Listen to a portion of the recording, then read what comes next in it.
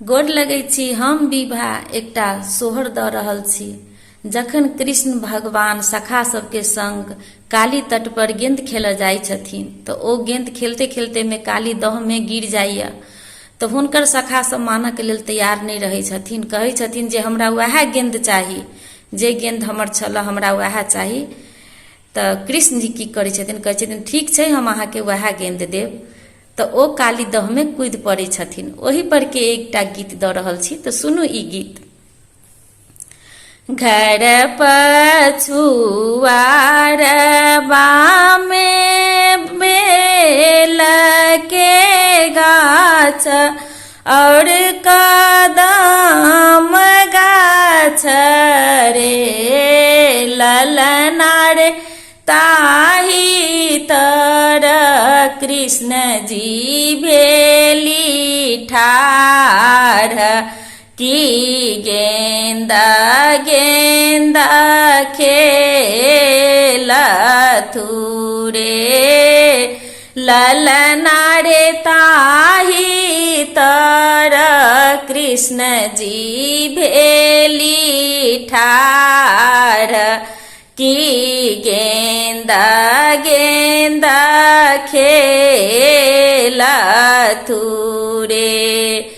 गेंदा जे उड़ल आकाश बीच आओरो पताल बिचू रे ललना रे गेंदा खसल जल भीतर गेंदा लाभ जाए बरे ललना रे गेंदा खसल जल भीतर गेंदा लाभ जाए बरे।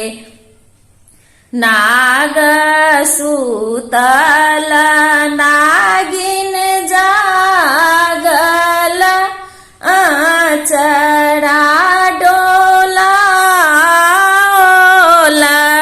रे ललना रे कीन काके छियै आहाँ बालक कीन काके सुंदर रे ए ललना रे किए ले बयलहु जल भीतर किए लाए जाए बरे जसोधा के छियै हम बालक राधिका के सुंदरी